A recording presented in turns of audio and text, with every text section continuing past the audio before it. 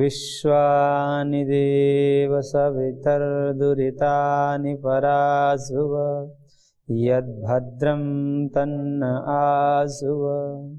ॐ सहना भवतु सहनौ भुनक्तु सह वीर्यं करवावहै तेजस्विनावधीतमस्तु मा विद्विषावहै। ॐ कृष्णाय वासुदेवाय हरये परमात्मने प्रणतः क्लेशनाशाय गोविन्दाय नमो नमः। गोविन्दाय नमो नमः। ओम श्री परमात्मा नमः। श्रीमद्भगवद्गीतामृतम मोक्ष संन्यास योग नामक 18वें अध्याय पर हम चर्चा कर रहे थे, जिसमें भगवान ने कर्म, कर्ता और ज्ञान इस विषय में कुछ प्रकाश डाल रहे थे। और श्लोक संख्या 18 में कहा भगवान ने कि ज्ञानम जेयम परिज्ञाता त्रिविधा कर्म चोदना कर्णम कर्म करतेति त्रिविधा कर्म संग्रह। कि कर्म के प्रवर्तक 3 हैं, ज्ञान, ज्ञेय और ज्ञाता। ये 3 त्रिपुटी है जिससे कर्म में व्यक्ति प्रवृत्त होता है। पहले तो ज्ञाता होता है, ज्ञानवान होता है, ज्ञान का कर्ता होता है, फिर उसके पास उस कार्य से संबंधित ज्ञान होता है, और ज्ञान जिस चीज का होता है, जिस साधन का, वो ज्ञेय वस्तु कहलाती है। जिसको न्याय की भाषा में कहे तो प्रमाता, प्रमाण, प्रमेय, ये त्रिपुटी 3 चीजें हैं। यही किसी कर्म में व्यक्ति को प्रेरित करते हैं। और जब कर्म में प्रेरित करते हैं तो जो पूर्व में 5 कारण कहे थे, अधिष्ठानम तथा कर्ता करणम च पृथक विधम, उसी को 3 भाग में भगवान ने बांट कर कह दिया। कर्णम कर्म करते त्रिविधा कर्म संग्रह। कर्म का संग्रह, कर्म का अनुष्ठान, ये 3 चीजों से होता है। कर्म, करण और कर्ता। कर्ता होना चाहिए, कर्ता का साधन होना चाहिए, और जिसलिए वो कर्ता का जो इप्सिततम कर्म है, जो अभिष्ट है, अत्यंत अभिष्ट है, जो वह चाहता है कर्म करने का, जो उसका उद्देश्य है, वह कर्म कहलाता है। तो इस प्रकार से कर्णम कर्म करते इति त्रिविधा कर्म संग्रह, ये 3 प्रकार के कर्म संग्रह है जिसे कर्म अनुष्ठान होता है। वही जो 5 कारण बताए थे, उसी को 3 में भगवान ने अंतर्भाव कर दिया। तो इस प्रकार से 3 कर्म के प्रवर्तक है और 3 कर्म के संग्रह हैं। अब इसी विषय में भगवान आगे कह रहे हैं कि ये जो अभी कर्म, करण, कर्ता इत्यादि बात कही गई, उसके भी भेद हैं, उसके भी भेद है। उस विषय में भगवान कह रहे हैं, ज्ञानम कर्म च कर्ता च त्रिधैव गुण भेदतः प्रोच्यते गुण संख्याने यथावत् शृणुतान्यपि। भगवान कह रहे हैं कि सब कुछ के 3 भेद होते हैं, क्योंकि पूर्व अध्याय से ही ये 3 भेद वाला कंसेप्ट चलता रहा है, सात्विक, राजसिक, तामसिक के भेद से। तो कह रहे हैं कि गुण संख्याने, गुण का संख्यान करने वाले, गुण के संख्याओं का वर्णन करने वाले, यानी कि जो सांख्य शास्त्र है, जो गुणों के विषय में उसकी गणना करके सत्व, रज, तम इत्यादि भेद करने वाला जो शास्त्र है, वह कौन शास्त्र है? इस विषय में किसको महारत हासिल है? तो कहते हैं सांख्य शास्त्र को इस विषय में महारत हासिल है। कि गुणों का विस्तार से जानना हो कि त्रिगुण माया का कार्य कैसा है, स्वरूप कैसा है, किस प्रकार से वो कार्य करती है, जगत रूप में कैसे वो माया कार्य करती है, फिर कैसे उसका परिणाम होता है, फिर कैसा प्रलय होता है, ये सबका विस्तार से यदि किसी को जानना है तो सांख्य शास्त्र समझना चाहिए, उसको पढ़ना चाहिए। इसलिए सांख्य शास्त्र में जो कहे गए हैं गुण संख्याने ज्ञानम च कर्म च कर्ता, यानी कि गुण के संख्यान करने वाले सांख्य शास्त्र में जो ज्ञान के विषय में, कर्म के विषय में और कर्ता के विषय में गुण भेदतः, गुणों के भेद से, गुण 3 हैं, सत्व, रज और तम। ये सत्व और रज तम रूपी गुणों के 3 भेद से त्रिधा एव प्रोच्यते, इनको भी 3 प्रकार से वर्णन किया गया है, यानी कि कर्म भी 3 प्रकार का होता है, ज्ञान भी 3 प्रकार का होता है, कर्ता भी 3 प्रकार के होते हैं। अब उसी को भगवान करे कि तानि अपि यथावत शृणु, उन गुण संख्यान करने वाले सांख्य शास्त्र में जो गुणों के भेद से जो ज्ञान कर्म कर्ता को 3-3 विभाग में बांटा गया है, उसको भी यथावत यानी कि जैसे उस शास्त्र में कहा गया है उसको तुम ध्यान से सुनो। अब मैं तुमको वह भी बताने जा रहा हूं, क्योंकि जो शेष बचा है वो चाहते हैं कि अंतिम अध्याय में दे दे, कुछ बचा कर ना रखे शिष्य को, वह भी दे दे। तो वह भी ज्ञान कर्म कर्ता के जो 3 भेद हैं, सत्व रज तम के आधार पर, सात्विक राजसिक तामसिक के आधार पर, उसको भी भगवान कह रहे हैं यथावत सुनो। यथावत जिस प्रकार से वर्णन किया है, मैं कुछ भी उसमें मिलावट नहीं करूंगा, जैसा ही कहा है महर्षि कपिल ने वैसा ही मैं तुमको बता रहा हूं, उसको ध्यान से सुनो। सुनो जहां जहां वचन आता है उसका मतलब ये भगवान का तात्पर्य होता है कि ध्यान से सुनो, समाहित चित्त होकर सुनो, एकाग्र होकर के सुनो, क्योंकि बहुत ही गोपनीय और गुह्य विद्या है। इसको यदि ध्यान से नहीं सुनोगे तो निकल जाएगी, अमूल्य विद्या है, ये निकल जाएगी तो फिर नहीं मिलेगी, क्योंकि यह विद्या फिर वापस नहीं मिलने वाली है। क्योंकि इस विद्या के विषय में कहा गया है कि बाद में एक बार अर्जुन ने इच्छा की कि भगवान एक बार वह गीता फिर से मुझको सुनाइए, तो भगवान ने कहा कि अब मुश्किल है, अब नहीं कर सकता मैं। इसलिए बार बार भगवान ये पहले ही बता दे रहे हैं कि यथावत सुनो, ध्यान से सुनो, क्योंकि अब जिस भाव चेतना में है भगवान वो बराबर नहीं रहेंगे, वो ज्ञान नहीं मिलेगा। इसलिए भगवान ने मना कर देगा, अब नहीं कर सकता मैं। हालांकि भगवान समर्थ हैं, कर सकते हैं, पर ऐसे करते रहेंगे तो फिर किसी विद्या का महत्व ही सब घट जाएगा। इसलिए भगवान ने कहा कि एक बार कर दिया उसमें ध्यान रखो, और जो एक बार कर दिया उसको ध्यान से सुना, नहीं था फिर दोबारा नहीं। तो उससे क्या होता है कि किसी भी विद्या की महत्ता बनी रहती है, उसके प्रति जागरूकता, उसको सुनने के प्रति कि भाई ध्यान से सुने, नहीं तो फिर दोबारा नहीं मिलेगी। तो भगवान सर्वसमर्थ है, कर सकते थे, परंतु इस कारण से संभवतः नहीं किया होगा कि विद्या के प्रति लोगों की वो न हो जाए, अनास्था न हो जाए कि ये तो कभी भी जब चाहे तभी कर देंगे भगवान अभी उपदेश। ऐसा नहीं, कीमती विद्या है, इसको बार बार नहीं कहा जा सकता। इसलिए भगवान बार बार कह रहे हैं सुनो, ध्यान से सुनना। तो सर्वप्रथम ज्ञान के विषय में कह रहे हैं कि ज्ञानम कर्म च कर्ता, क्रम से ज्ञान पहले कहा, कर्म कहा, फिर कर्ता कहा। तो ज्ञान के 3 भेद, कर्म के 3 भेद और कर्ता के 3 भेद बताएंगे। तो ज्ञान के 3 भेद यानी कि सात्विक ज्ञान, राजसिक ज्ञान और तामसिक ज्ञान।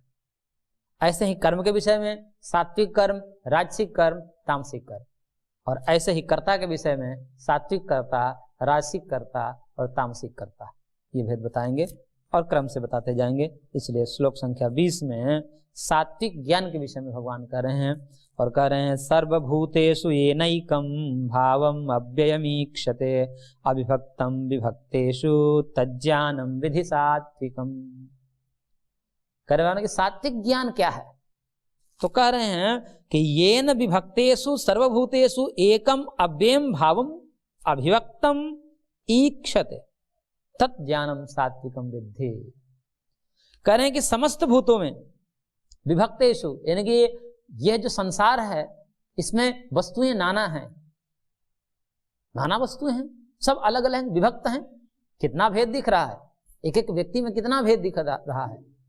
तो मनुष्य में ही कितने भेद है, पशुओं में कितने भेद हैं, एक एक जाति के पशुओं में कितने अवान्तर भेद हैं। भेद ही भेद है, जगत में तो भेद स्वाभाविक है। इसलिए कहते हैं कि साम्यावस्था में जब प्रकृति रहती है उस समय तो प्रलय रहता है। प्रकृति जो सत्व रजतम है, इनको प्रकृति कहते हैं। सत्व रजतम की साम्यावस्था जो होती है वो प्रलय की अवस्था है, जिसमें सब कुछ सम रहता है, सब बराबर रहते हैं, कोई ऊपर नीचे नहीं, कोई सत्व प्रधान नहीं, कोई रजस प्रधान नहीं, कोई तमस प्रधान नहीं, सब एक समान जगत लय को प्राप्त होता है, वह प्रलय की स्थिति है। और प्रलय से जैसे ही जगत बना तो कहते हैं कि वैषम्यावस्था में जगत बना। जगत गुणों की वैषम्यावस्था का नाम है जगत, यानी कि गुण जब ऊपर नीचे हुए तब जाकर के जगत का निर्माण हुआ। फिर महतत्व बना, महतत्व से अहंकार बना, अहंकार से फिर एकादश इंद्रिया और पंच तन्मात्र बने, फिर पंच तन्मात्र से पंच महाभूत बने, फिर पंच महाभूत से जगत बना। ये सारा प्रोसेस सांख्य शास्त्र में बताया गया है। तो कहने का तात्पर्य है कि गुणों के ऊपर नीचे होने से ही जगत बनता है, यानी कि जगत में विषमता भिन्नता स्वाभाविक है। जगत है तो भिन्नताएं होंगी ही, यदि भिन्नताएं नहीं हैं तो समझिए कि प्रलय की अवस्था है। तो जगत में तो भिन्नताएं होंगी ही, लेकिन उन भिन्नताओं में भी जो सर्वभूतेषु विभक्तेषु, सब प्राणी जो भिन्न भिन्न प्राणी हैं, उन भिन्न भिन्न सभी प्राणियों में एकम अव्ययम भावम ईक्षते, कोई एक ही भगवत भाव को देखता है कि सब में एक ही परमात्मा विराजमान है। परमात्मा की विद्यमानता में समस्त व्यक्तियों के हृदय में कोई कमी नहीं।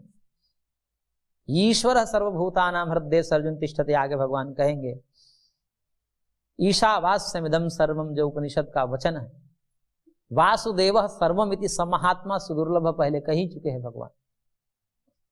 तो इस प्रकार से जो समस्त विभक्त पदार्थों में, समस्त भूतों में, प्राणियों में, चाहे वो कुत्ता हो, गधा हो, सुअर हो, हाथी हो, चांडाल हो, ब्राह्मण हो, क्षत्रिय हो, वैश्य हो, इन सब प्राणियों में वह एक तत्व जो है उसको देखता है। वो भी कैसा? अविभक्तम, अविभक्त रूप से, यानी कि समान रूप से, कोई भेद नहीं है। जो भगवान सुअर में विद्यमान है वही भगवान एक ब्राह्मण, क्षत्रिय, वैश्य, शूद्र में भी विद्यमान है। एक एक प्राणी में जो ईश्वर तत्व की विद्यमानता है उसमें कोई कमी नहीं है। इस प्रकार से विभक्तेषु सर्वभूतेषु एकम अव्ययम, अव्ययम, एकम अव्ययम, इसे परमात्मा का विशेषण है। वह एक भाव, एक तत्व जो कैसा है? अव्यय है, जिसका व्यय नहीं होता, ह्रास नहीं होता, जिसका कभी नाश नहीं होता, अविनाशी है, अव्यय है, जो घटता नहीं कभी। ऐसे भावम, भाव में यहां पर वस्तु है। कौन सी वस्तु? परमात्मा वस्तु, परमात्मा तत्व, जो कैसा है? अविभक्तम, विभाग रहित है। क्योंकि भगवान में विभाग नहीं हो सकता, विभाग किसी वैसे वस्तु में हो सकता है जो संघात वाली है। संघात का तत्पर जो परमाणुओं से मिलकर के जो वस्तु बनी है, इन वस्तुओं में खंड खंड हो सकता है, विभाग हो सकता है। जगत में भेद क्यों है? क्योंकि जगत त्रिगुणात्मक है, और त्रिगुणात्मक पदार्थ जो है ये परमाणुओं से मिलकर बने होते हैं। परमाणुओं से मिलकर बने होने के कारण इनमें भेद होता है, इनका खंड खंड हो सकता है।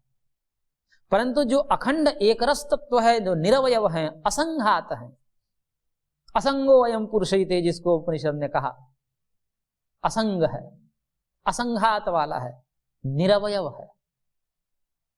ऐसे निरवयव निराकार तत्व का खंड नहीं हो सकता, विभाग नहीं हो सकता। तो इन खंड खंड जो सावयव वस्तुएं हैं, इन सावयव वस्तुएं जो खंड खंड है, विभक्त हैं, इन खंड खंड विभक्त वस्तुओं में भी जो एक अविभक्त ईश्वर तत्व को एक समान भाव से देखता है। एक समान भाव का मतलब उस तत्व की विद्यमानता में प्रत्येक वस्तु में कोई कमी नहीं है, कोई न्यूनता नहीं। एक परमाणु में जिस प्रकार से भगवान की विद्यमानता है, वैसे ही एक पूरे ब्रह्मांड में भी विद्यमानता है।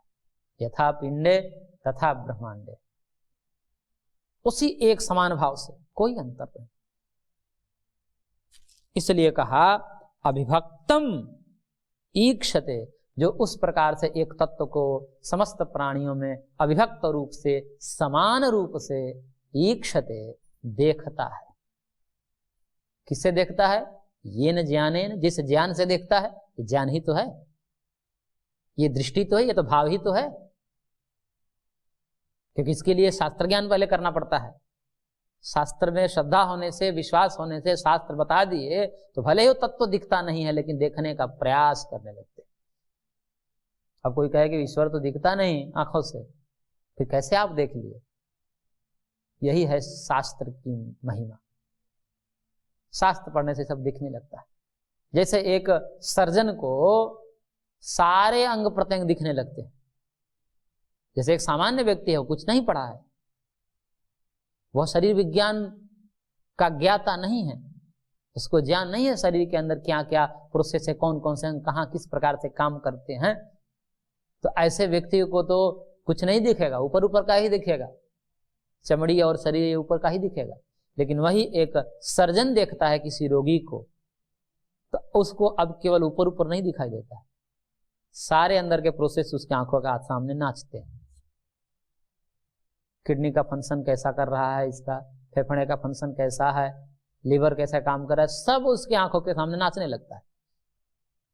अब कहीं कैसे नाचने, वो भी तो उसके पास भी तो वही आंखें हैं, जो अन्य व्यक्तियों के पास आंखें वही आंखें उसके पास है, लेकिन यहाँ पर चर्म चक्षुओं से वो नहीं देख रहा होता है, क्योंकि चर्म चक्षु तो अन्य व्यक्ति के पास है, वही आंखें उसके पास है, वो उस ज्ञान चक्षु से देखता है, और ज्ञान चक्षु से देखने के कारण वो सब उसको दिखाई देने लगता है।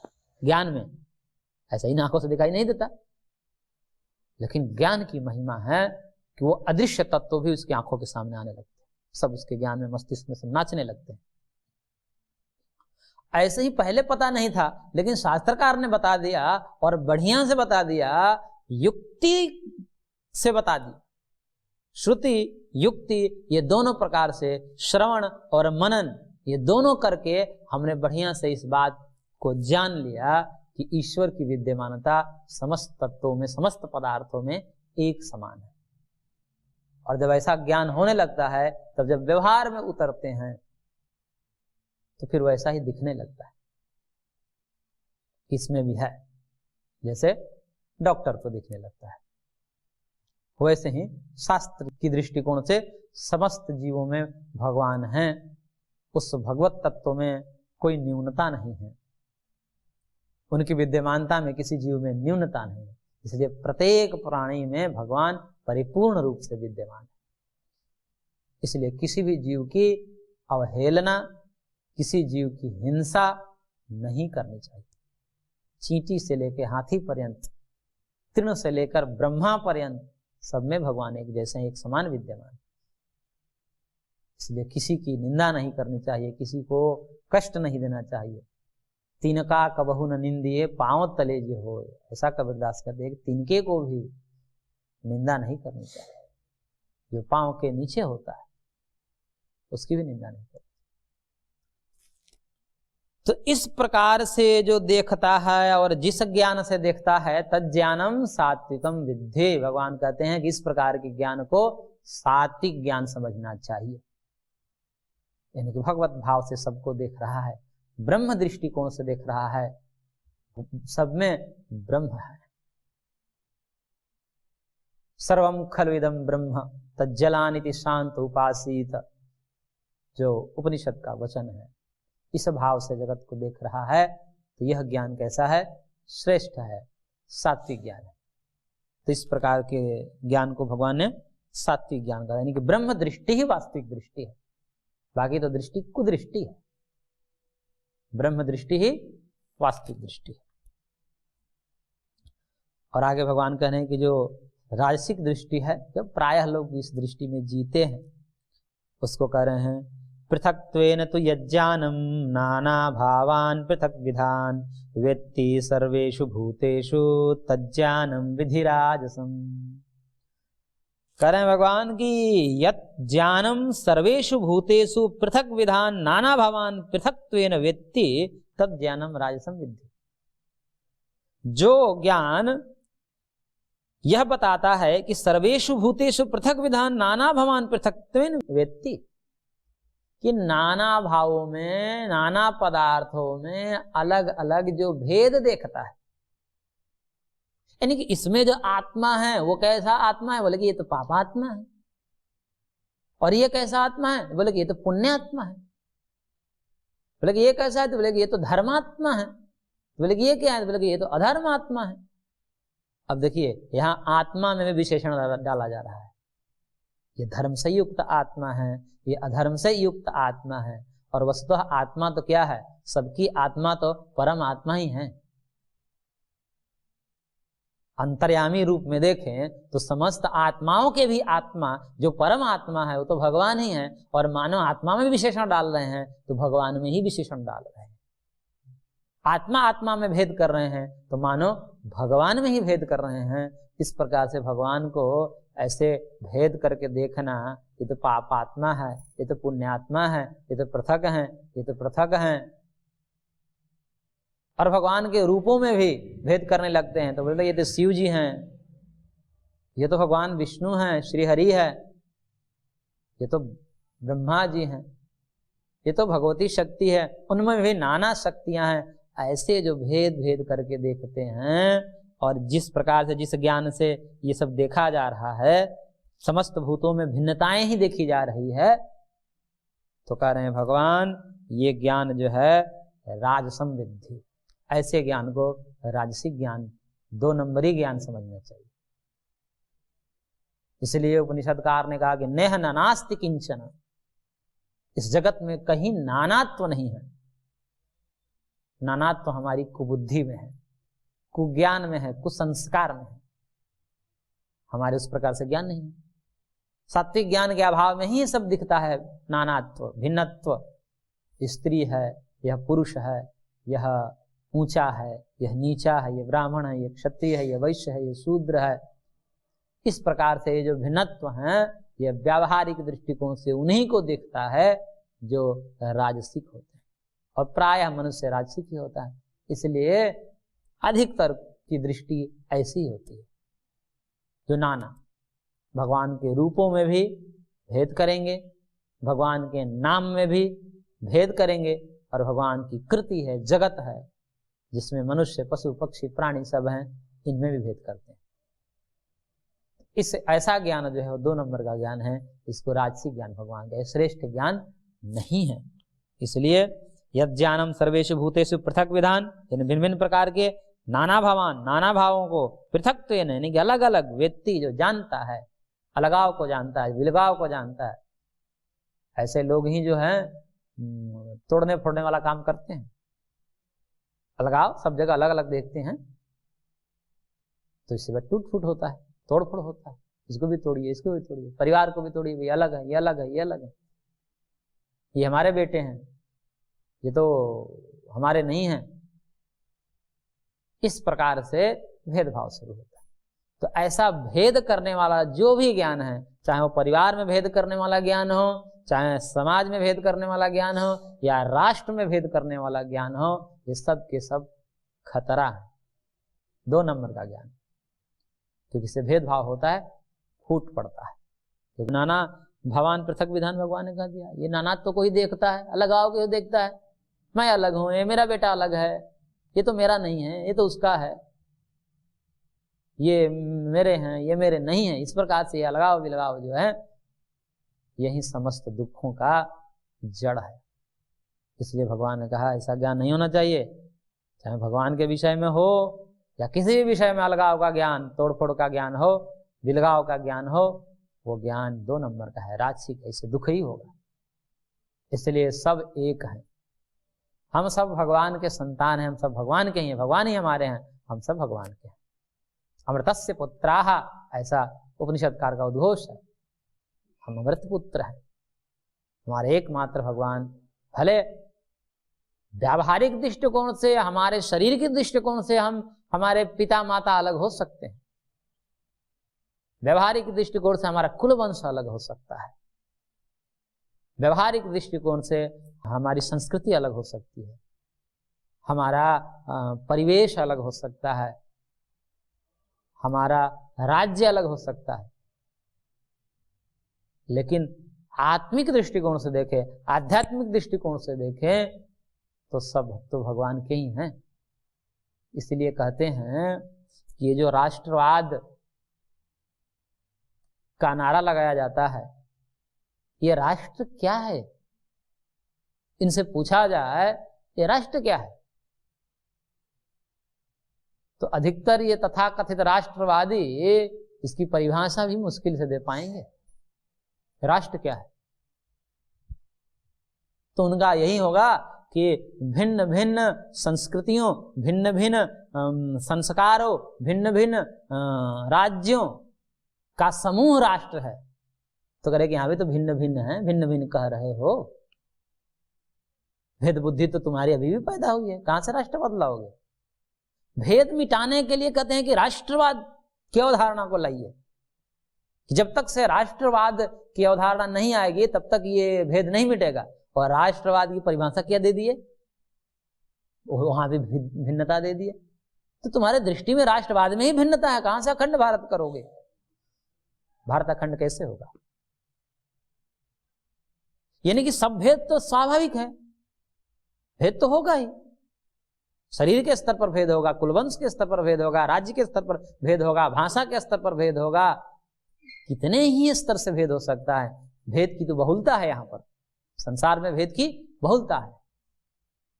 अब बात है कि जगत में भेद स्वाभाविक है। वो कहते हैं कि 5 अंगुली ही बराबर भगवान ने नहीं बनाई है, तो भेद तो होगा ही। अब भेद होगा तो अभेद कहां से करेंगे हम? और जब से अभेद दृष्टि नहीं होगी तब तक से भेदभाव चलता ही रहेगा, ऊपर नीचे होता रहेगा, शोषण होता रहेगा। ऊपर वाले नीचे का शोषण करते हैं, ये तो देखा ही जाता है, इसको तो नकारा नहीं जा सकता। पर ये क्यों हुआ? तो करेगा भेद दृष्टिकोण से हुआ, और भेद जगत में रहेगा भी। तो आखिर ये भेद मिटेगा कैसे? तो कहते हैं राष्ट्रवाद की अवधारणा आई। राष्ट्र क्या है पूछने से मुश्किल से दे पाएंगे। और आजकल के तथाकथित जो नेता हैं, ये राष्ट्रवाद के नाम पर खाली बखेड़ा ही करने वाले हैं। राष्ट्रवाद बिना अध्यात्म का संभव ही नहीं है, क्योंकि राष्ट्र की परिकल्पना क्या है? राष्ट्र की परिकल्पना में भी आप वैविध्य दिखा रहे हैं, तो भेद तो वहां भी है। हम कहते हैं कि राष्ट्रवाद की अवधारणा में भगवान को लाइए, अध्यात्म घुसाइए। सब एक हैं, सब एक भगवान के ही संतान हैं, सब में भगवान ही स्थित है, और वह अविभक्त रूप से स्थित है, समान रूप से स्थित है। शरीर में भेद हो सकता है, परंतु भगवान में भेद नहीं हो सकता। सब एक ही है, अवेक है।